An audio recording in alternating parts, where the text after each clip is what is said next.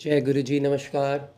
तो पहले तो महाशिवरात्रि से जुड़ा एक सवाल जो बहुत सारी संगत ने पूछा है कि अंकल, महाशिवरात्रि वाले दिन बड़ों को और बच्चों को अलाउड है मंदिर जाना?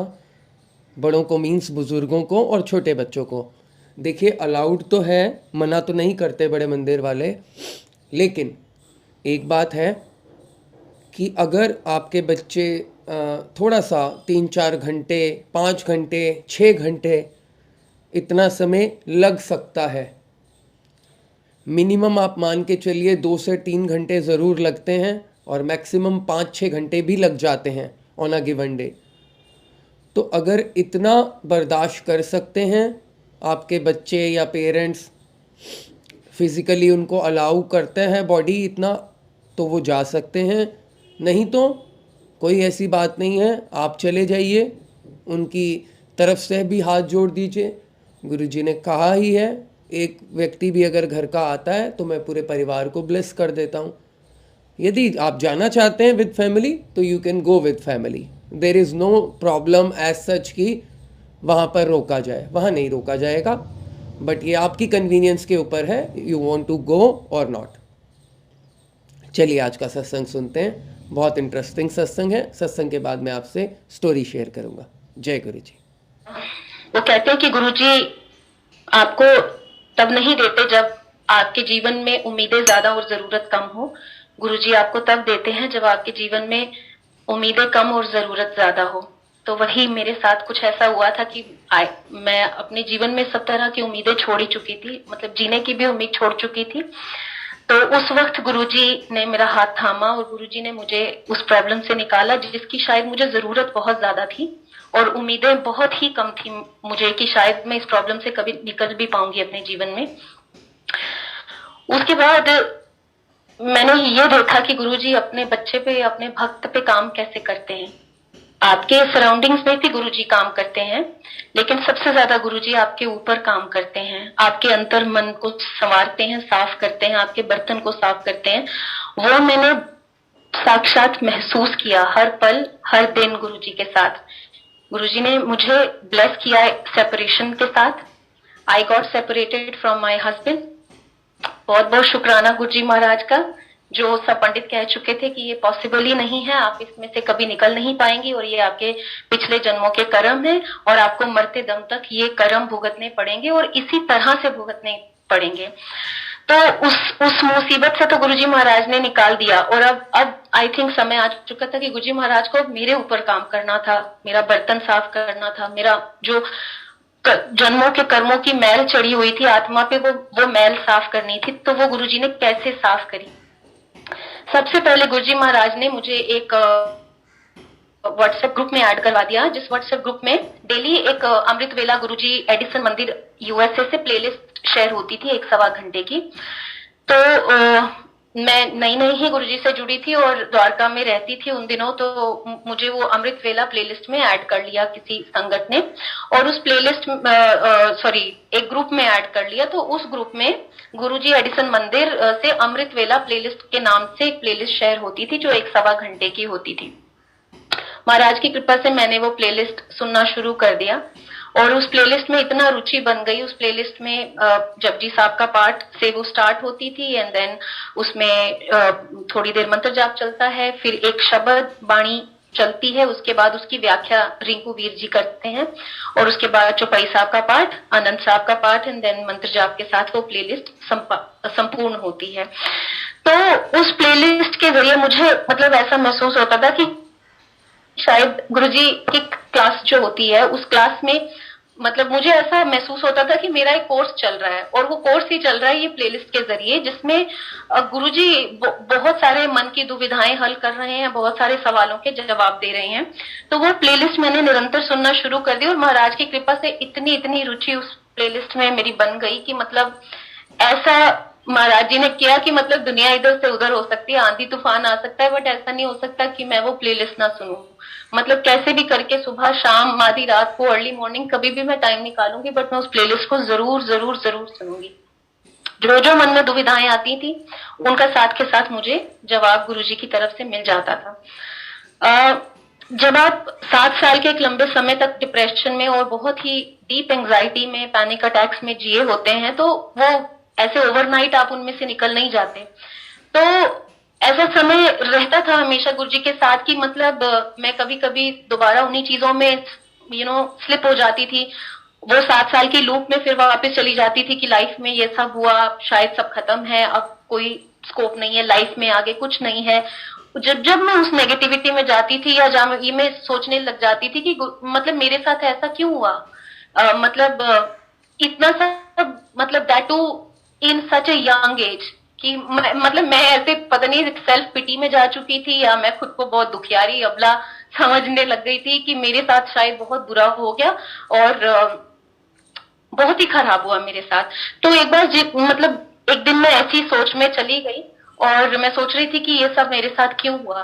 तो उसी दिन जो अमृत वेले की प्लेलिस्ट आई मेरे फोन में और मैंने सुना, तो उसमें एक शब्द चला और रिंकू वीर जी ने व्याख्या में बताया कि कभी कभी जो गुरु प्रभु होता है वो आपके जीवन में सुख, दुख और भूख की दात भेजता है।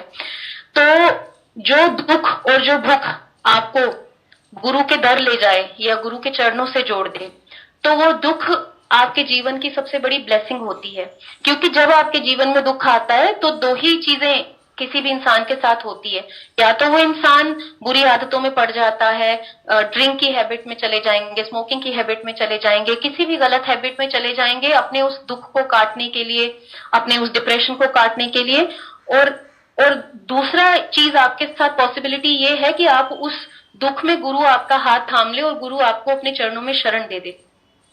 जिस इंसान के जीवन में दुख आए और वो उस दुख के जरिए गुरु की शरण में पहुंच जाए, तो वो गुरु का भेजी हुई दात होता है। तो कभी भी उस दुख से दुखी नहीं होना आपने, उसको गुरु की दात समझ के एक्सेप्ट करना है और शुक्राना करना है कि गुरु महाराज तेरा बहुत बहुत शुक्र है, तूने ये मेरे जीवन में दुख भेजा और इसके जरिए मुझे अपने साथ जोड़ा। इमेजिन मैं मतलब सुबह ये चीजें सोच रही हूँ और शाम तक अमृत वेला की प्लेलिस्ट में वो जवाब मिल गया। मतलब ये गुरुजी के तरीके हैं अपने भक्त के साथ, वो कभी भी आपको संशय में नहीं रहने देंगे। एक बार उन्होंने आपका हाथ पकड़ लिया है तो वो कभी भी ज्यादा लंबे समय तक आपको संशय में नहीं रहने देंगे, दुविधा में नहीं रहने देंगे, क्वेश्चन में नहीं रहने देंगे। ही विल मेक श्योर कि समय समय पर आप तक जवाब पहुंच रहा है कि गुरुजी आपके जीवन में क्या कर रहे हैं, कैसे कर रहे हैं, so that you and Guruji are in sync, are in line. तो इस तरह से सिमिलरली मतलब प्लेलिस्ट चलती रही, गुरुजी महाराज के सत्संग चलते रहे, सुबह शाम जब समय मिलता था ऑफिस के साथ में सत्संग सुनती थी। अब हुआ क्या कि जैसे मैंने कल अपने सत्संग में बताया था कि 21 मार्च 2019 को मैं गुरुजी के मंदिर पहुंची और मुझे एक स्ट्रेंज संगत में किसी एक बिल्कुल स्ट्रेंज, जिनको मैं जानती नहीं थी, उन लेडी ने मुझे एक बात बोली थी कि आज का दिन घर जाके अपनी डायरी पे नोट कर लेना क्योंकि आज से आपकी जिंदगी बदलने वाली है। उस समय तो मैंने कल के सत्संग में भी बोला कि मुझे लगा कि यहाँ मतलब गुरु की प्रमोशन हो रही है। सॉरी, मेरी कम बुद्धि थी, छोटी बुद्धि थी और मैंने ऐसी बात कही कि यहाँ शायद ही कोई नए गुरु आ गए हैं दिल्ली में और इनकी रैंडमली कुछ इन्होंने संगत बीच में रखी है जो गुरु की प्रमोशन कर रहे हैं कि आज का दिन घर जाके डायरी पे नोट कर लो। लीस्ट आई न्यू कि गुरुजी महाराज साक्षात बड़े मंदिर में विराजमान है और वो आप तक अपना संदेश किसी न किसी माध्यम से पहुंचाते हैं। और मेरे लिए इससे बड़ी बड़भाग्यता क्या होगी कि मैं पहले ही दिन अपने जीवन में पहले ही दिन बड़े मंदिर गई और पहले ही दिन गुरु महाराज जी ने मुझे ये संदेश दिया कि आज से आपकी जिंदगी बदलने वाली है। और श्योर इनफ वो दिन आया 2 महीने के अंदर। हालांकि मैं वो बात भूल भी चुकी थी, मैंने एक कान से सुनी दूसरे से निकाल दी कि दिन नोट कर लेना आपकी जिंदगी बदल जाएगी। लेकिन 21 मार्च 2019 के बाद 2 महीने के अंदर इतनी सारी गुरुजी की ब्लेसिंग्स हुई जीवन में कि मतलब मैं मजबूर हो गई कि एक दिन मैं डायरी और पेन उठा के लिटरली गूगल कैलेंडर खोल के फोन पे मतलब ये फाइंड आउट कर रही थी कि हम किस दिन बड़े मंदिर गए थे। और then I connected the dots कि उस दिन होली थी, थर्सडे था, हमारा फास्ट था, पूर्णिमा भी थी because it was full moon night that day. तो कैलेंडर पे निकल के आया 21 मार्च 2019 और sure enough I wrote on my diary कि 21 मार्च 2019 से मेरी जिंदगी हमेशा के लिए बदल गई। शुक्राना Guruji Maharaj. That diary is still with me, it's written in bold on my diary. And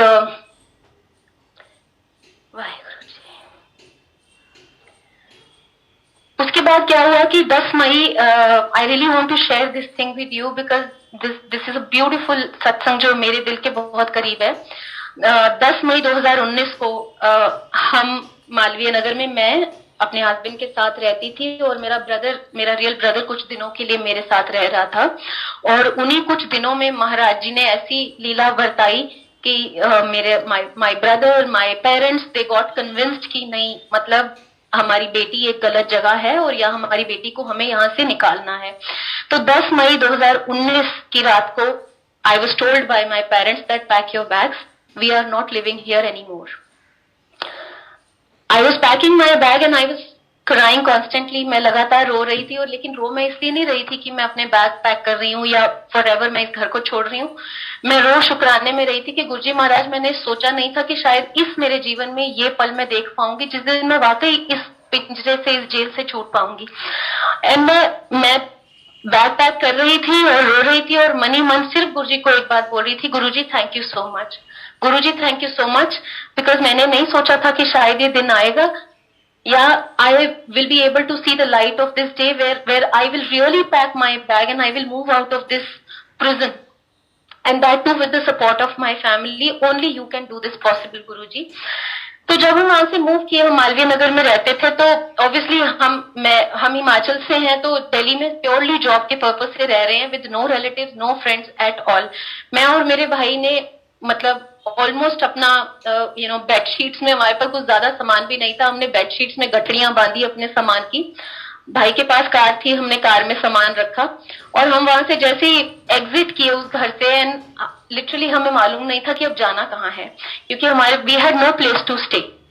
तो मेरे भाई ने अपने एक फ्रेंड को कॉल किया कि ऐसे ऐसे हमारे साथ हो गया है, तो मैं और मेरी सिस्टर है और अभी वी हैव नो क्लू कि हम कहाँ जाएं, तो क्या हम एक रात के लिए आपके यहाँ रुक सकते हैं? तो मेरे ब्रदर के फ्रेंड ने बोला कि कमाल कर दिया आपने, मोस्ट वेलकम, एक दिन छोड़ के आप जितने दिन चाहे रहो, आपकी बहन मेरी बहन में कोई फर्क नहीं है। सो नीडलेस टू आस्क, हम वसंत कुंज में गए और हमने वहां सामान रखा। ऑब्वियसली मैं उस वक्त स्टेट ऑफ शॉक में ही थी, completely in a state of shock.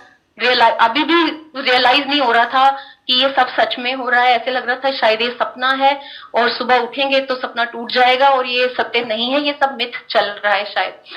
हमने वहां सामान रखा और मेरे भाई ने मुझे बोला कि prepare your self, I know you are completely broken from inside, but prepare your self, क्योंकि कल हमें विमेन सेल जाना है, हमें पुलिस को फेस करना है, हमें लॉयर से मिलना है और हमें कल बहुत कुछ करना है। We have a long day tomorrow, तो you can't afford to be broken and weak, so prepare your self, pull up your socks didi, because we have a long battle to fight now. अभी तो begin हुई हैं चीजें। And मतलब मैं इस state में थी कि मैं अपने भाई को बोल रही थी कि भाई ये मेरे बस का नहीं है, मैं नहीं कर पाऊंगी, I won't be able to do it. तो हम वसंत कुंज में, मतलब उन्होंने हमें एक रूम दे दिया ब्रदर के फ्रेंड ने, उसमें हमने अपना सामान रखा है, मैं और मेरा भाई बैठे हैं और हम डिस्कस कर रहे हैं कि कल हम क्या करेंगे, किसको फोन करेंगे, किसकी हेल्प लेंगे, कहाँ जाएंगे और कैसे चीजें करेंगे सारी। तो करते करते discussion, my brother slept but I could not sleep. मतलब मैं ऐसी स्टेट में थी कि मैं पलक भी नहीं झपक पा रही थी अपनी, बिल्कुल ऐसे लग रहा था कि आंखें पत्थर हो चुकी हैं और मतलब मैं खुद एक डेड बॉडी हो चुकी है। I have no strength in me, I am zero on confidence, zero on my moral, zero on my strength, मैं कुछ नहीं कर सकती। तो अब मैं बैठी हूँ and my brother was saying कि सो जाओ, it's very late, we have to get up tomorrow morning. और मैं मनी मन ये सोच रही हूँ कि मैं नहीं कर सकती, I have no strength to face police, to go to women's cell, to talk to police, to tell them my story, and then to meet lawyers, tell them my story and fight this case, go to court. No. While I was thinking this, least I knew that Guruji is around. Guruji साथ है और गुरुजी सब कर रहे हैं, because मैं absolutely नहीं, अभी जस्ट 2 महीने ही हुए थे गुरुजी से जुड़े हुए। तो सडनली मतलब मेरे मन में एक बहुत स्ट्रांग आवाज आती है। मैं नहीं बोलूंगी कि मेरे को आवाज सुनी गुरुजी की, बट एक बहुत ही स्ट्रांग आवाज आती है that pick up your phone, pick up your headphones and go to washroom. तो मुझे ऐसा लगा कि मतलब मेरा दिमाग शायद ऐसे सनक सा गया है और मैं पता नहीं ये क्यों सोच रही हूँ। हालांकि मुझे इतना समझ आ रहा था कि ये गुरुजी बोल रहे हैं, बट मुझे ऐसा लग रहा था कि नहीं, मैं इनसेन हो गई हूँ और मैं ऐसा सोच रही हूँ। तो मैंने सोचा कि नहीं नहीं, ये मेरे अपने मन के भ्रम है, वहम है, ऐसा कुछ नहीं है। Again that instruction comes from inside. I said pick up your phone, pick up your headphone, go to the washroom. It was I think 12 o'clock, 1 o'clock in the midnight, lights were closed. हम एक strange घर में थे। Brother मेरा सो चुका था। He was asking me कि आप भी सो जाओ, we have a long day tomorrow. और मुझे नींद आ नहीं रही थी। And then finally, and it was a strong instruction from Guruji that pick up your phone, pick up your headphone, go to the washroom. I picked up my phone, my headphone और मैं washroom चली गई। And then मैं मन ही मन पूछ रही हूँ कि हाँ जी गुरुजी अब क्या करना है। तो गुरुजी ने बोला कि हेडफोन लगाओ, कान में डालो और दंगल सॉन्ग का टाइटल ट्रैक सुनो। अब मतलब मैं लिटरली ये सोच रही हूँ कि ये गुरुजी नहीं है, मतलब मैं इनसेन हो चुकी हूँ, मेरा दिमाग खराब हो चुका है। एक तो मैं कंप्लीटली, मुझे लग रहा है आई लॉस्ट माय माइंड, और ऊपर से मुझे गुरुजी के अजीब अजीब ये भ्रम से आने लग गए जो मुझे लग रहा है कि मुझे गुरुजी बोल रहे हैं। तो मुझे लग रहा है कि ये तो बहुत ही वियर्ड है कि मतलब मैं रात के 1 बजे वॉशरूम में हेडफोन और फोन लेके आ गई हूँ और मेरा अंदर से आवाज आ रही है कि दंगल का टाइटल ट्रैक लगाओ और फुल वॉल्यूम पे सुनो। तो मैं खड़ी हूँ, इमेजिन मैं वॉशरूम के अंदर खड़ी हूँ कुंडी लगा के, और मुझे समझ ही नहीं आ रहा है कि मैं क्या करूं। अगेन अंदर से इंस्ट्रक्शन आती है that play Dangal title track full volume, here it. Sure enough with Guruji's instruction आप नहीं भी करना चाहोगे, गुरुजी हैज इननंबरेबल वेज। उन्होंने जो काम आपसे करवाना है वो करवा ही लेना है। वो आपकी बुद्धि पलट देंगे, आपका मनोवृत्ति पलट देंगे और वो अपना काम आपसे करवाएंगे। मैं दंगल का टाइटल ट्रैक लगाती हूँ। वो बच्ची गुरुजी की जो कह रही है कि गुरुजी मैं दुनिया को फेस ही नहीं कर सकती, मतलब बेटर है कि आप मुझे कल की सुबह दिखाओ ही मत, लेकिन ये जंग मैं नहीं लड़ सकती गुरुजी, मेरे बस का नहीं है ये सब करना। उस बच्चे को गुरुजी देखिए किस तरह से प्रिपेयर करते हैं उस बैटल के लिए। मैं दंगल का, मैंने ये मूवी भी नहीं देखी है, ना मैंने वो दंगल का कहीं बजता हुआ सॉन्ग सुन लिया होगा, कभी उस गाने को सीरियसली नहीं सुना। दंगल का टाइटल ट्रैक मैं लगाती हूँ, मैं उसका फुल वॉल्यूम करती हूँ एज पर गुरुजी's इंस्ट्रक्शन, कान में हेडफोन लगाती हूँ और गाना शुरू हो जाता है। जैसे ही वो गाना शुरू होता है तो वो गाना मतलब मुझे ऐसा लगा कि मेरे अंदर उतर रहा है, और गाने की वर्डिंग्स ऐसे जैसे बिल्कुल मतलब लिखी गई हैं मेरे लिए और मेरी सिचुएशन पे, और वो गुरुजी की इंस्ट्रक्शंस है मेरे लिए। एंड द सॉन्ग गोज, माँ के पेट से मरघट तक है तेरी कहानी, पग पग प्यारे दंगल दंगल। पहली टीचिंग गुरुजी ने मुझे दी कि बेटा ये दंगल अभी का नहीं है तुम्हारा, मतलब ये मेरी इंटरप्रिटेशन है जो गुरुजी ने मुझे सिखाई। मुझे नहीं मालूम कि गाने की एक्चुअल इंटरप्रिटेशन भी ये है या नहीं। तो गुरुजी ने मुझे पहला लेसन ये दिया कि बेटा ये मत सोचो कि this is the only battle that you have to fight. जब आप माँ के पेट से जन्म लेते हो और मरघट यानी जब तक आप शमशान भूमि तक पहुंचते हो, ये जीवन एक जंग है। माँ के पेट से मरघट तक है तेरी कहानी, पग पग प्यारे दंगल दंगल। मतलब वो गाना चल रहा है और मुझे समझ आ रहा है, इट्स लाइक कि आपकी रूह में उतर रहा है वो सॉन्ग, और आपको कुछ चीजें ना परमानेंटली समझ आ रही है। आगे की लाइन, श्योर इनफ जो पंडितों ने कहा था कि आपके स्टार्स बहुत वीक हैं, आपका सूर्य नीच में है, केतु इधर है, राहु इधर है, आप मतलब आपकी मैरिज पर्सपेक्टिव से आप बहुत अनलकी हो, और आपका हस्बैंड हमेशा आप पे हावी रहेगा क्योंकि आपका हस्बैंड के चार्ट्स बहुत स्ट्रांग हैं, उसका शनि बहुत स्ट्रांग है। ये मतलब 10 तरह की चीजें मुझे पंडितों ने, जो सो कॉल्ड इंडिया के बेस्ट एस्ट्रोलॉजर्स थे, उन्होंने बता रखी थी कि वो हमेशा ही आप पे हावी रहेगा, आप ठीक होके भी कभी ठीक नहीं प्रूव हो पाओगे, एंड आप उसके चंगुल से भी छूट नहीं पाओगे। अब अगली लाइन गुरुजी दंगल के सॉन्ग में मुझे क्या सुना रहे हैं और समझा रहे हैं, मतलब मुझे ये समझ आया कि ये तुम्हारा उच्च नीच का सूर्य तो चलता रहेगा, राहु केतु इधर उधर चलते रहेंगे। जब तुम्हारी जिंदगी के स्टार्स गर्दिश में चले जाते हैं ना, यानी ठीक है, तुम अच्छी किस्मत लेके पैदा नहीं हुए हो, या आपकी किस्मत स्टार्स के हिसाब से बहुत बदकिस्मती आपकी चल रही है, तो फिर हम क्या करते हैं, यानी गुरुजी क्या करते हैं आपके लिए, गुरुजी दंगल करते हैं। नेक्स्ट चीज गुरुजी मुझे सिखाते हैं कि अगला दिन आपको कैसे प्रिपेयर करना है अपने आप को। एंड श्योर इनफ, मतलब एग्जैक्टली मेरी वही सिचुएशन थी कि मेरी जो धड़कनें थी दिल की, वो कहीं छाती में दब चुकी थी कि गुरुजी मैं नहीं कर सकती। एंड गुरुजी इज सेइंग, एक हाथी है, बहुत ही शांत स्वभाव का है, लेकिन जब आपके जीवन में चुनौती होती है ना, वो एक बावले हाथी की तरह होती है, जो हाथी पागल हो जाता है। जब कोई हाथी बावला हो जाता है तो वो बहुत नुकसान करता है। यानी कभी कोई चुनौती जो आपके जीवन में आती है तो वो एक पागल हाथी की तरह होती है, जो आपके सामने खड़ के आपकी आंखों में घूर के देख रही होती है, और उस चुनौती में हर वो पॉसिबिलिटी होती है कि वो आपके जीवन में बहुत तरह की डिस्ट्रक्शन कर सकती है। गुरु जी सेइंग, आई नो, चुनौती खड़ी है, तेरी आंखों में आंखें डाल के देख रही है, उसमें हर पॉसिबिलिटी है चुनौती में तुम्हारी लाइफ में डिस्ट्रक्शन करने की, लेकिन अब हमने करना क्या है, हमने उस चुनौती की आंख में आंख मिला के अब भिड़ जाना है उसके साथ, और इसी का नाम है दंगल। फिर से लाइन चलती है, माँ के पेट से मरघट तक है तेरी कहानी, पग पग प्यारे दंगल दंगल। साथ ही साथ फुल वॉल्यूम पे वो कानों में गाना चल रहा है, पूरी बीट पे वो गाना चल रहा है। साथ ही साथ गुरुजी की इंस्ट्रक्शन है that dance on this song, dance dance. तो मुझे आधा तो ये लग रहा है कि पार्शली कि मैं इंसेन हो गई हूँ, और लग मुझे ये रहा है कि ये गुरुजी की इंस्ट्रक्शंस है, लेकिन फॉर श्योर ऐसे थोड़ी ना भगवान काम करता है कि दंगल का गाना आपको सुना रहा है और आपको अगले दिन के लिए प्रिपेयर कर रहा है। और मुझे लग रहा है कि sure enough I think I am moving towards insanity, मैं इंसेन हो रही हूँ या पागल हो रही हूँ और मैं ये सब हरकतें कर रही हूँ। लेकिन 50% मुझे समझ ही आ रहा है कि ये तो मेरी एनर्जी को बूस्ट कर रहा है, ये गाना तो मेरे मोरल को बूस्ट कर रहा है, मुझे कॉन्फिडेंस दे रहा है। और साथ में गुरुजी बोल रहे हैं कि dance on the song, and I am saying to Guruji, मतलब this is so weird that I am standing in the washroom 1 o'clock in the midnight and I am dancing, that too in a strange house. किसी के घर में हम हैं, सब सो रखे हैं और वॉशरूम की लाइट जली है, maybe they are getting disturbed, और आप मुझे बोल रहे हो कि फुल वॉल्यूम पे दंगल का गाना लगाओ और डांस करो इस पे। Anyways you know Guruji, you all know Guruji, and Guruji again dance, I said dance.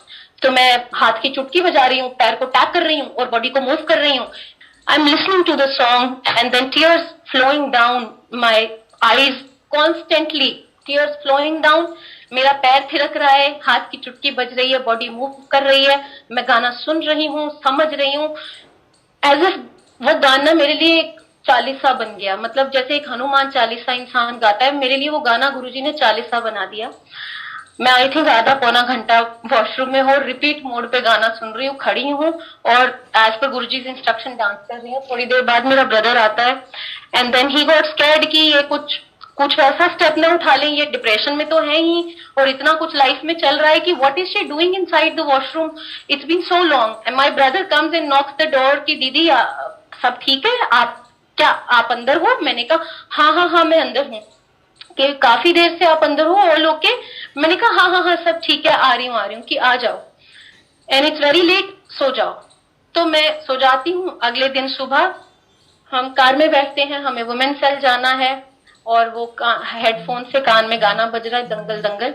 वो जो कुछ एक दिन का प्रोसीजर था जिसमें हमें परहैप्स अपनी कंप्लेंट फाइल करनी थी, इन्वेस्टिगेशन ऑफिसर हमें असाइन होना था, हमें लॉयर से मिलना था, वो सारा जो प्रोसीजर ऐसी सिचुएशंस में होता है, वो सारा प्रोसीजर गुरुजी ने मुझे मेरे पास गुरुजी का स्वरूप तो कोई था नहीं, मेरे पास मटेरियल फॉर्म में सिर्फ एक शिव पुराण थी जो गुरुजी की कृपा से मैंने ली थी या मैं पढ़ रही थी।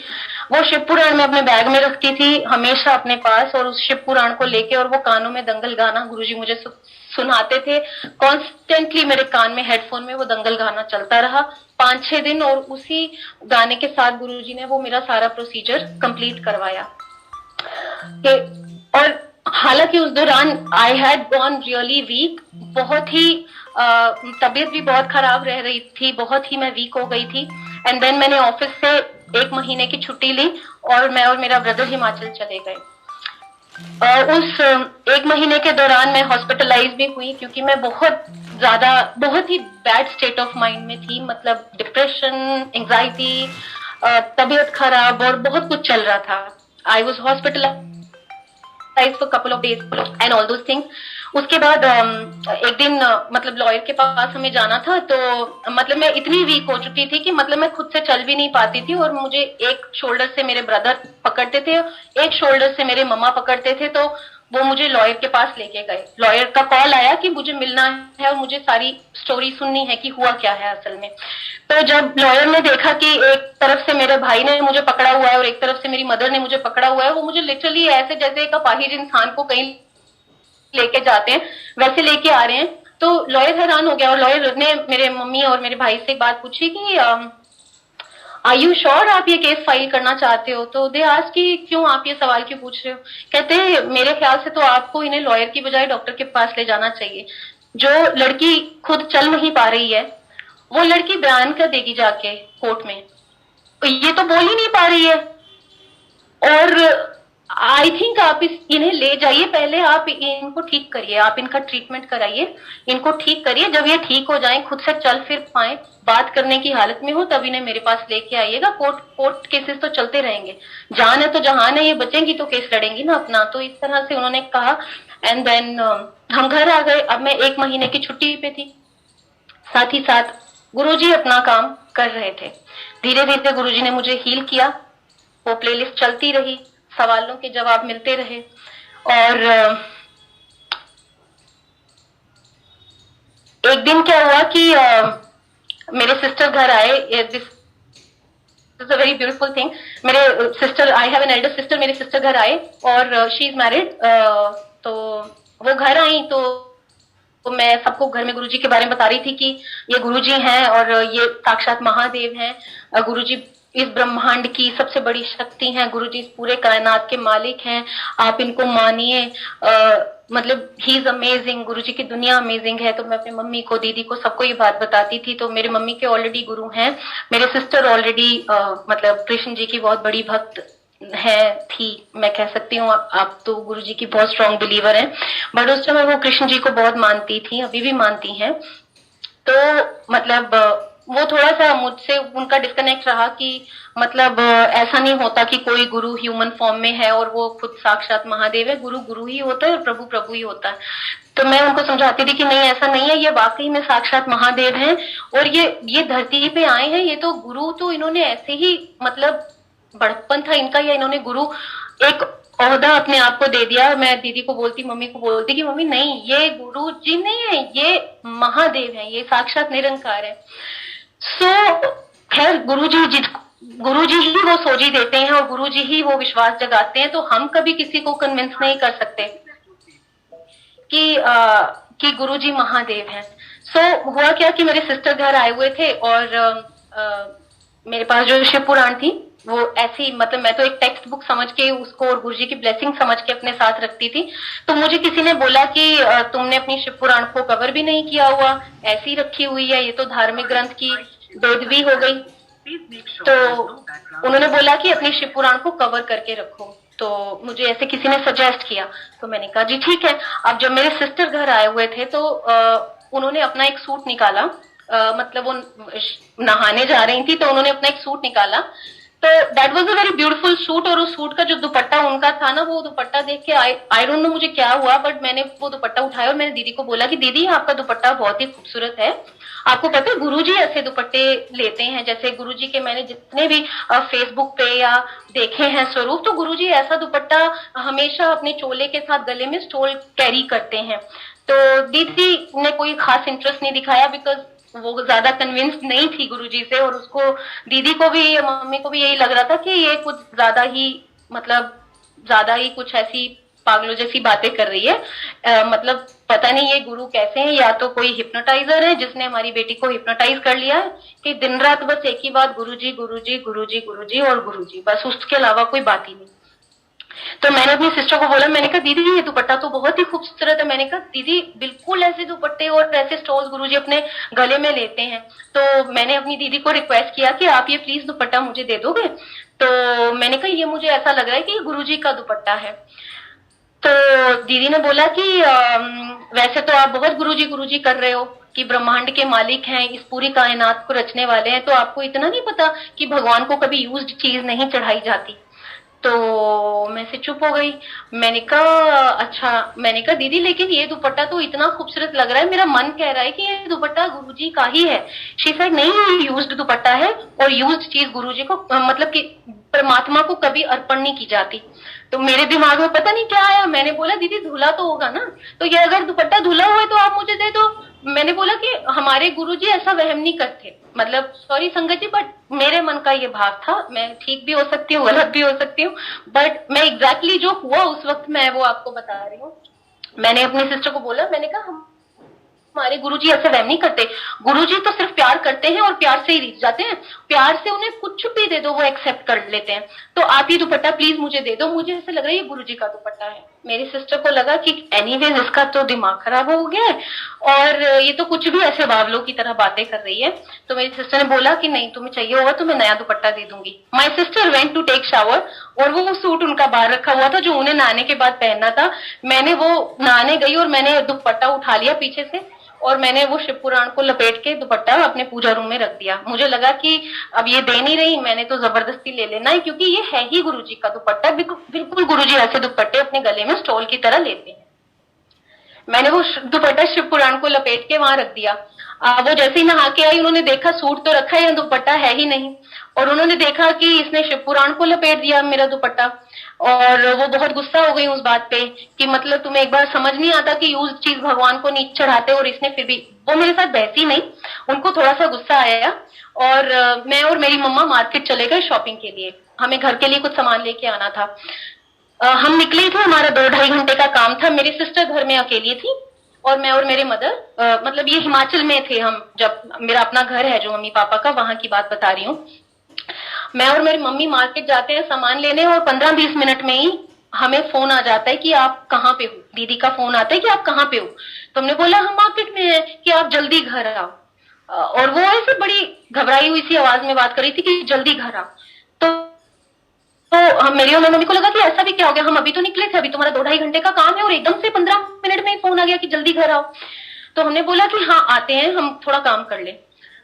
नेक्स्ट 15 मिनट्स में दोबारा सिस्टर का फोन आता है कि आपको समझ नहीं आता कि आप जल्दी घर आओ, कि कोई घर में अकेला है और रात का टाइम हो रहा है और आप लोग आ नहीं रहे हो। तो मैंने दीदी को बोला कि दीदी आपको पता तो था हमारा 2-2.5 घंटे का काम है, आप सडनली ऐसा क्या हो गया है कि आप 15-15 मिनट में हमें फोन कर रहे हो कि जल्दी घर आओ, जल्दी घर आओ, जल्दी घर आओ, कि नहीं जो भी है आप बीच में काम छोड़ दो और आप घर जल्दी आओ। एनीवेज हमने आधा काम अपना बीच में छोड़ा और हम घर की तरफ आने लगे। जैसे हम घर एंटर करें, मैं और मम्मी भी थोड़ा परेशान हो गए थे कि ऐसा क्या हो गया जो हमें बार बार फोन आ रहे हैं कि आप घर जल्दी आ जाओ, घर जल्दी आ जाओ। जैसे हम घर पहुंचे तो मैंने अपनी सिस्टर से मैं सिस्टर की तरफ गई, वो लॉबी में बैठी थी। तो मेरे सिस्टर का एक अजीब सा ही चेहरा उस वक्त हो रखा था। आप ये कह सकते हैं कि 80% तो वो गुस्से में थी और एक 20% कुछ एक अलग ही नूर रूहानियत सी उनके चेहरे पे थी। और उनके हाथ में वो दुपट्टा था जो मैंने शिव पुराण को लपेटा हुआ था। उन्होंने एक्चुअली क्या किया था कि जैसे ही हम घर से मैं और मेरी मम्मी मार्केट के लिए निकले, उन्होंने वो शिव पुराण से दुपट्टा उतार के अपने गले में ले लिया, ये सोच के कि मेरी बहन तो ऐसी पगली सी है या इमेच्योर है या इसको समझ नहीं है अभी प्रभु की, या कैसे गुरुओं को क्या अर्पित किया जाता है क्या नहीं किया जाता है, कि ये तो पगली सी है, इसने यूज दुपट्टा मेरा उठा के शिव पुराण को लपेट दिया। कि दीदी ने शिव पुराण से वो दुपट्टा जब हम मार्केट गए निकाला और अपने गले में डाल लिया और दीदी किचन में काम करने चले गए। ना जब हम घर पहुंचे तो मेरे दीदी ने वो दुपट्टा हाथ में उनके पकड़ा हुआ था और वो ऐसे बिल्कुल चेहरा अजीब सा लाल सा हो रखा है, थोड़ी गुस्से में, थोड़ी रूहानियत। तो मैं आई और मैंने पूछा कि क्या हो गया आपको, कि आप तो फोन पे फोन किए जा रहे हो ऐसे पागलों की तरह, आपको नहीं पता कि हमारा 2-2.5 घंटे का काम था, घर आओ, ऐसा भी क्या हो गया। तो मेरे सिस्टर ने जो उन्होंने हाथ में वो दुपट्टा पकड़ा हुआ था, पहले तो मैंने वो दुपट्टा देखा कि अरे इन्होंने शिव पुराण से दुपट्टा हटा दिया। तो उन्होंने ऐसे दुपट्टा मेरी तरफ फेंक के मारा। हम घर में पंजाबी बोलते हैं, बिकॉज हिमाचल में हम पंजाब के बॉर्डर पे रहते हैं, तो घर में हमारे पंजाबी ही चलती है। तो उन्होंने मुझे बोला कि सबसे पहले तो फाड़ तेरा दुपट्टा, और ऐसे बिल्कुल मेरे मुंह पे उन्होंने फेंक के मारा वो दुपट्टा। कहते सबसे पहले तो फड़े तेरा दुपट्टा। मैंने दुपट्टा पकड़ा और मैं हैरान हो गई कि हुआ क्या। मैंने बोला दीदी आपने तुसी शिव पुराण तो लाता है दुपट्टा। तो शी सेड कि ਹੋਰ ਲਾਣਾ ਹੀ ਸੀਗਾ ਯੂਜ਼ਡ ਚੀਜ਼ਾਂ ਤੁਸੀਂ ਤੁਹਾਨੂੰ ਇੰਨੀ ਸਮਝ ਨਹੀਂ ਹੈ ਕਿ ਰੱਬ ਨੂੰ ਤੁਸੀਂ ਯੂਜ਼ਡ ਚੀਜ਼ ਚੜਾਉਂਦੇ ਪਏ मैं ਇੰਨੀ ਵਾਰੇ दुपट्टा यूज किया होया ये वो तेरा तो दिमाग खराब है तो ये फड़ अपना दुपट्टा तो पर मैंने कहा हुआ क्या कहती तुम लोग गए मैंने शिवपुराण से दुपट्टा हटाया मैंने अपने गले में ले लिया मैं किचन में काम करने गई कहती मैं किचन में जा रही हूँ तेरे गुरुजी किचन में मेरे पीछे मैं बेडरूम में जा रही हूँ तेरे गुरुजी बेडरूम में मेरे पीछे मैं ड्राइंग रूम में जा रही हूँ ये ड्राइंग रूम में मेरे पीछे तेरे गुरुजी तो मेरे सर पे बैठ गए और इनकी नजर बस एक ही चीज पे मेरे गले में दुपट्टा कहती गले का दुपट्टा तुम मेरे गले का फंदा बन गया जैसे मुझे तो लग रहा मैंने गले में सांप डाल लिया Sangat ji please believe me being a guru sangat I will never lie or make out you have to believe because this is Guruji's satsang each word is true exactly word to word मेरे सिस्टर ने ये बातें मुझे बोली कि मैं इतनी घबरा गई कि मैं किचन में मैं खाना बनाने गई यानी बर्तन धुलने गई मैंने बर्तन छोड़ दिए क्योंकि मैं इतना डर गई कि मुझे ऐसे लगे कि मैंने गले में दुपट्टा नहीं लिया हुआ है मेरे गले में सांप है जो मतलब मेरा गला ही कस देगा फिर मेरे को लगा कि मुझे किचन में घबराहट हो रही है मैं बेडरूम में गई वहां भी मुझे घबराहट हो रही है और मुझे ऐसा लग रहा है कि तेरे गुरुजी मेरे पीछे पीछे आ रहे हैं मेरे पीछे पीछे आ रहे हैं और सिर्फ दुपट्टे पे उनकी नजर है और दीदी के ये लफ्ज थे कि तेरे गुरुजी ने मैनू बहुत डराया तेरे गुरुजी तो मेरे सिर पर बैठ गए दुपट्टा ना होया खुदा दी लत हो गई है चक अपना दुपट्टा तू जो करना इधर कर तू शिवपुराण नू लपेटना तू शिवपुराण नू लपेट तू जो करना तू इस दुपट्टे का कर मेरा खेड़ा छड्डो तू और तेरे गुरुजी मेरा खेड़ा छड्डो जैसे दीदी ने ये बातें बोली मतलब मैं इतना खुश हो गई आंखें नम हो गई और मतलब मैं आपको बता नहीं सकती कि मैंने क्या फील किया मतलब मैंने पहले तो उस दुपट्टे को चूमा अपने सीने से कस के लगाया मैंने कहा गुरुजी मतलब सच में आपको ये दुपट्टा पसंद आया था कि मतलब मैं इंसैनिटी में नहीं ये बातें कर रही थी जैसे मेरे सिस्टर या मेरे मम्मी बोल रहे हैं कि ये पागल हो गई है या ये गुरु शायद कोई हिप्नोटाइजर है जिन्होंने हमारी बेटी को हिप्नोटाइज कर लिया है ये अजीब अजीब सी हरकतें कर रही है तो पहला तो गुरुजी ने मुझे विश्वास दिलाया कि no this is not insanity आप पागल नहीं हो रहे हो ये गुरु का प्रेम है जो आप पे बरस रहा है गुरु आपको अपनी मौजूदगी का एहसास दिला रहा है और जो भी आप कर रहे हो वो गुरु की रजा है गुरु एक बार आपका हाथ पकड़ लेता है आपको जो मन में भाव आ रहे हैं वो आपके गुरु के हुक्म में आ रहे हैं गुरु की रजा में आ रहे हैं क्योंकि मैं अभी भी 50% ऐसे डामाडोल रहती थी कि क्या मैं पागल तो नहीं मतलब ऐसे बिहेव कर रही क्या वाकई गुरुजी मुझसे करवा रहे हैं तो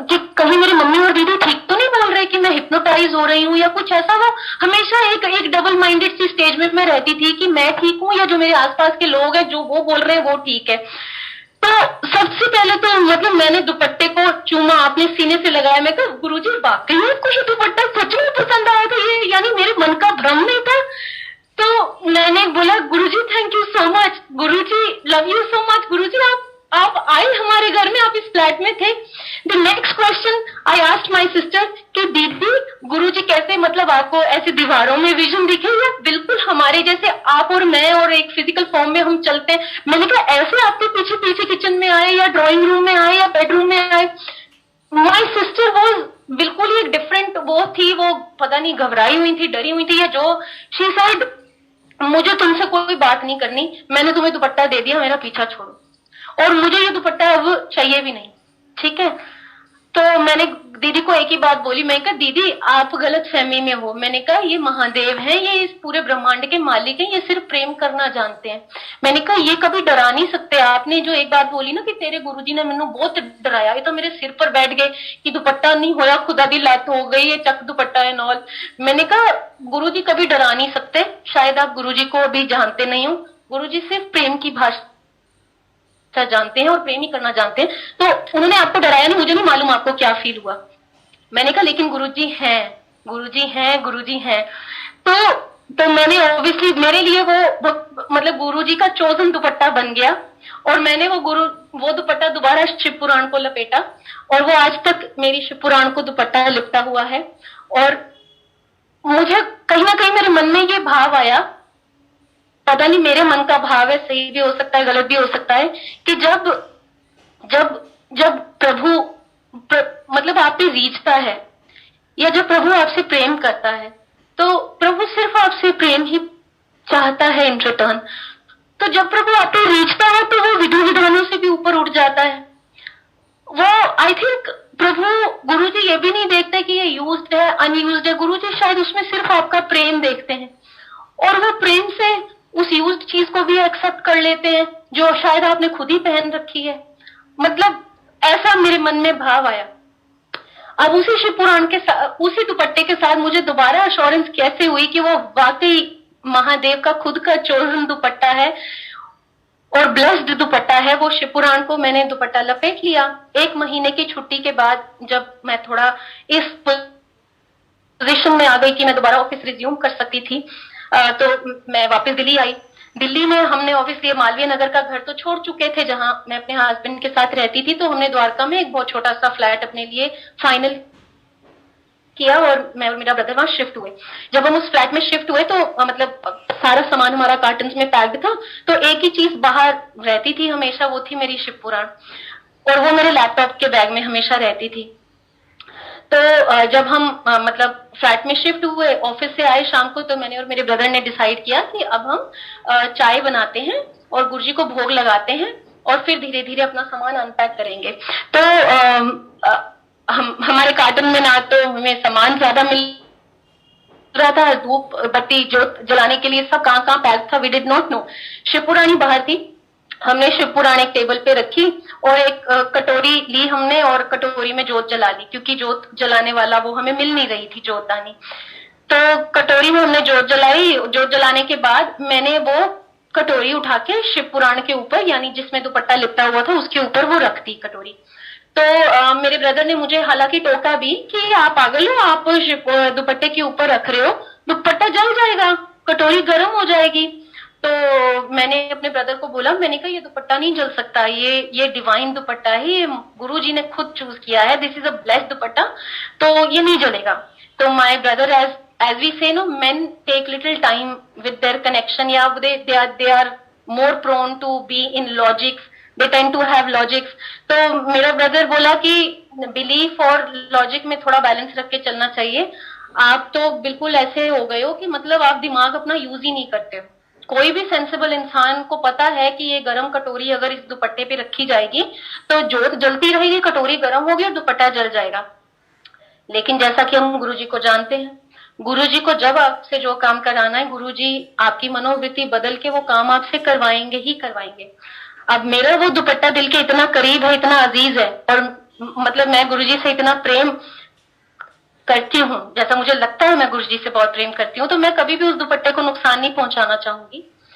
लेकिन फिर भी गुरुजी ने ऐसी मेरी आंखों पे पट्टी बांधी कि मैंने अपने ब्रदर से बिल्कुल झगड़ के भी बोला कि नहीं, इसी दुपट्टे पे हमने ये जोत जलानी है और कटोरी यहीं रखनी है। हमने वो जोत मतलब कटोरी रखी दुपट्टे के ऊपर, जो जिसमें शिवपुराण लिपटा हुआ था, और हम किचन में गए, मैं और मेरा ब्रदर, चाय बनाने के लिए। अब हुआ क्या कि हमें लैंडलॉर्ड ने गैस सिलेंडर और रेगुलेटर और चूल्हा दिया हुआ था, मतलब as part of the contract वो सामान हमें उसने दिया हुआ था। तो हम जब गैस को जलाने की कोशिश कर रहे हैं तो गैस जल नहीं रही है, और जैसे ही हम रेगुलेटर को ऑन कर रहे हैं उसमें इतनी स्ट्रॉन्ग गैस लीक हो रही है, इतनी तेज आवाज में लीक हो रही है कि मतलब आप अपने कान बंद कर लो, मतलब इतनी तेज गैस लीक हो रही है। तो हम फिगर आउट ही नहीं कर पा रहे कि ये क्या प्रॉब्लम है, ये क्यों नहीं चल रहा। और मेरा ब्रदर उसको पूरा फिक्स करने में लगा है कि कहाँ प्रॉब्लम है, क्या प्रॉब्लम है। रेगुलेटर ऑन कर रहा है तो इतनी तेज गैस लीक हो रही है कि मतलब आपके कान भी उस आवाज को झेल नहीं सकते, और मैं ऊपर उसको गैस को जलाने की कोशिश कर रही हूँ। वाइल मैं और मेरा ब्रदर वो एफर्ट्स लगा ही रहे थे कि समहाउ ये रेगुलेटर सिलेंडर फिक्स हो जाए हमारी, और समहाउ गैस ऑन हो जाए, पर गैस तो ऑन हुई नहीं। लेकिन सडनली हमें फ्लैट में से कुछ जलने की स्मेल आना शुरू हो गई। जैसे ही मैंने और मेरे ब्रदर ने स्मेल किया तो मेरा ब्रदर बोला कुछ जलने की स्मेल आ रही है। मैंने कहा हाँ, जलने की स्मेल तो आ रही है। हम बाहर गए जहां हमने जोत जलाई थी, and as my brother had told me, वो दुपट्टा जल रहा था, और मैंने वो फटाफट से कपड़ा लेके गरम कटोरी हटाई और दुपट्टा जल रहा था। और मेरे ब्रदर ने बोला कि देखो, और बोलो महादेव का डिवाइन दुपट्टा, ब्लेस्ड दुपट्टा, लॉजिक दिमाग लगा के चलना चाहिए। ठीक है, आप भगवान पे विश्वास करते हो, आप गुरु पे विश्वास करते हो, but that does not mean कि आप अपना दिमाग ही यूज मत करो। आप जल गया ना दुपट्टा, एंड आई स्टार्टेड क्राइंग। मैं रोने लग गई कि गुरुजी मैंने जानबूझ के आपका दुपट्टा जला दिया। तो मुझे ऐसा लगा, तब तक मुझे नहीं मालूम था कि कभी भी गुरुजी की दुनिया में कुछ अमंगल नहीं होता। गुरुजी कभी आपसे नाराज नहीं होते। गुरुजी जो भी करते हैं वो किसी रीजन से होता है। और स्पेशली अगर गुरुजी के कभी भी स्वरूप कभी डैमेज हो, स्वरूप टूटे, लॉकेट खो जाए, या किसी भी तरह की जो गुरुजी की आपको दी हुई ब्लेसिंग है उसको किसी भी तरह का कोई नुकसान पहुंचे, तो वो एक ब्लेसिंग होती है वो घटना आपके जीवन की, क्योंकि उसके जरिए गुरुजी आपका कोई कष्ट अपने ऊपर लेते हैं। ये ऐसा मैंने कोई सत्संग सुन नहीं रखा था, मेरे लिए तो सब वो नई चीजें थी। तो मैं रोने लग गई कि मुझसे कोई गलती हो गई है और गुरुजी मुझसे नाराज हो गए हैं, जिसकी वजह से ये दुपट्टा जल गया। और ये दुपट्टा जलना कोई अमंगल का संकेत है शायद। तो और मैं पूरी रात सो नहीं पाई, चाय तो बनी नहीं, हमने भी कुछ नहीं खाया, because it was too late, हम वैसे ही सो गए। और मैं तो बहुत कष्ट में कि गुरुजी आपका दुपट्टा जल गया, गुरुजी आपका दुपट्टा जल गया, यानी मैंने कोई गलती करी है और आप मुझसे नाराज हैं, जिस वजह से मेरे से, देखो मैंने जानबूझ के आपका दुपट्टा जला दिया, मेरे ब्रदर के कहने के बावजूद भी कि कटोरियां मत रखो, मैंने आपका दुपट्टा जला दिया। अगले दिन ऑफिस गए, पूरा दिन मेरे दिमाग में यही कष्ट चलता रहा कि मुझसे कोई गलती होगी, गुरुजी मुझसे नाराज हो गए। शाम को जब मेरा भाई घर आते हैं तो वो गैस हमसे फिक्स तो हो नहीं पाई। फाइनली हमने वो सब उठाया तामझाम और हम दुकान वाले के पास लेके गए और हमने उसको बोला कि भैया ये चल नहीं रही, हमने बहुत कोशिश करी, इसमें से बहुत तेज गैस लीक हो रही है और ये ऑन नहीं हो रही। उस भाई ने जैसे ही वो देखा रेगुलेटर की तरफ, तो उन्होंने हमने बोला कि आप इसको घर में जलाने की कोशिश कर रहे थे। तो हमने बोला हाँ जी, ये आपको किसने दिया है? हमने बोला जी हमारे लैंडलॉर्ड ने दिया है। तो कहते हैं आप दोनों, मतलब एग्जैक्ट उनके ये वर्ड थे, आप दोनों पढ़े लिखे हो या अनपढ़ हो? तो मैं और मेरा भाई एक दूसरे को देख रहे हैं कि मतलब ये तो बहुत ही ह्यूमिलेटिंग, ऐसे इंसल्टिंग वे में हमें बोल रहा है कि पढ़े लिखे हो या अनपढ़ हो। तो हमने बोला जी पढ़े लिखे हैं। कहते आपको नहीं पता कि ये बड़ी बड़ी भट्टियों का रेगुलेटर है जो आप अपने डोमेस्टिक सिलेंडर में लगा के घूम रहे हो? क्या आपको इतनी अक्ल नहीं है? और सबसे बड़ी हैरानी की बात तो है कि आप इसे ऑन कर रहे हो, घर में जलाने की भी कोशिश कर रहे हो। और वो इतना डांट के हमें पड़ा, मतलब दुकान वाला, इसे शुक्र मनाओ अपने भगवान का कि तुम दोनों जिंदा हो, नहीं तो अभी तक जल के राख हो रखे होते। The moment he said that, और मेरा बिल्कुल दिमाग उधर गया कि गुरुजी का कल दुपट्टा जला। और perhaps I had my answer कि कल हमारे फ्लैट में जलना था शायद कुछ, और जला भी श्योर इनफ, लेकिन वो हम नहीं जले, हमारे गुरुजी का दुपट्टा जला। और अगेन शुक्राने के आंसू, आंखें नम। गुरुजी थैंक यू सो मच, आप इतने प्यारे हैं, इतने करुणा के सागर हैं कि आप मतलब अपने भक्तों का कष्ट इस तरह से अपने ऊपर लेते हो। उन्होंने हमारा रेगुलेटर बदला, हम घर वापस आए और मैंने अपने ब्रदर को बोला, मैंने कहा तुझे समझ आया कि मैंने तेरी बात क्यों नहीं मानी और क्यों गुरुजी ने वो कटोरी स्टिल दुपट्टे के ऊपर रखवाई? क्योंकि गुरुजी ने हमें कल जलने से बचाया और गुरुजी ने वो कष्ट अपने ऊपर लिया। और गुरुजी ने no sure enough this is a divine dupatta, इसमें कोई दोहराई ही नहीं है। और गुरुजी ने वो कष्ट इस दुपट्टे के ऊपर लिया और ये दुपट्टा जला। उसके आई थिंक कुछ ही दिन बाद गुरुजी की कृपा से मैंने YouTube पे सत्संग सुना, जिसमें आंटी ने एग्जैक्टली यही सत्संग सुनाया कि गुरुजी का स्वरूप था और वो स्वरूप एकदम टूट गया, मतलब उसका ऊपर का कांच चकनाचूर हो गया। और उसी दिन उनके आंटी के हस्बैंड जो है वो बहुत ऊंचाई से नीचे गिरे, और मतलब इतनी ऊंचाई से नीचे गिरे और उनको कुछ भी नहीं हुआ अंकल को। और जितनी ऊंचाई से वो गिरे थे तो उनकी मतलब शरीर की सारी हड्डियां चूर चूर हो जानी चाहिए थी। और इट वॉज अ मिरेकल कि उनके हस्बैंड बिल्कुल ठीक ठाक थे। और उसी दिन गुरुजी का स्वरूप मतलब उनके घर में टूटा और उन ऊपर की कांच चकनाचूर हो गई। तो उन आंटी को किसी ओल्ड संगत ने बताया या कैसे भी, और उन आंटी को ये पता चला कि क्यों गुरुजी का स्वरूप आज टूटा, और गुरुजी ने उनका कष्ट अपने ऊपर लिया और उनके हस्बैंड को ब्लेस किया और कोई चोट नहीं आई। तो अगेन मतलब वो अफर्मेशन कहते ना, जो चीज गुरुजी ने आपको समझाई और गुरुजी उसके ऊपर स्टैंप भी दोबारा अच्छे से लगाते हैं, समझा के आपको कि ये किया है गुरु ने आपके जीवन में, इस तरह से आपको ब्लेसिंग दी है, ताकि आप एक स्टेट ऑफ शुक्राने में रहो हमेशा। जय गुरु जी, जय गुरु जी। थैंक यू आंटी, आपने अपना सत्संग, अपनी जर्नी शेयर करी। And we all hope and pray to Guru ji कि आपके लाइफ में जो भी स्ट्रगल चल रहा है या जो आपके लाइफ में पास में स्ट्रगल रहा, सब कुछ गुरु जी ठीक करें, जल्द से जल्द आपका जीवन फिर से पटरी पर आए। गुरु जी ने हाथ पकड़ा है तो ज़रूर गुरु जी साथ लेकर चलेंगे। एंड आई एम श्योर बहुत सारे संगत को आज बहुत से सवालों के जवाब मिले होंगे। आइए अब स्टोरी की तरफ चलते हैं। गुरुजी सत्संग ब्लेसिंग्स यूट्यूब चैनल पर आप हैं, मैं नितिन अंकल हूँ। रोज़ इसी तरह मैं आपके सामने पहले संगत का सत्संग रखता हूँ और सत्संग के बाद एक स्टोरी। यदि आप भी अपना सत्संग शेयर करना चाहते हैं तो मुझे नीचे दिए ईमेल एड्रेस पर अपना सत्संग भेज सकते हैं। आप सत्संग भेजेंगे, मैं संगत से शेयर करूँगा। कब शेयर करूँगा दैट आई डोंट नो, लेकिन जब शेयर होगा आपको पता ज़रूर चलेगा। कैसे पता चलेगा? मेरे इंस्टाग्राम पर सत्संग के बाद और गुरुजी सत्संग ब्लेसिंग के इंस्टाग्राम पेज पर सत्संग के बाद संगत का नाम शेयर किया जाता है, जो संगत चाहते हैं। कई संगत होते हैं जो अपना नाम नहीं शेयर करना चाहते, तो उनका नाम नहीं शेयर करते। यदि आपको कभी सत्संग भेजना है और नाम नहीं शेयर करना चाहते हैं तो ईमेल में मुझे लिख दीजिएगा साथ में कि please don't disclose our name. कई संगत लिख देते हैं तो उनका नाम नहीं शेयर करते। आइए सुनते हैं आज की स्टोरी। जय गुरु जी।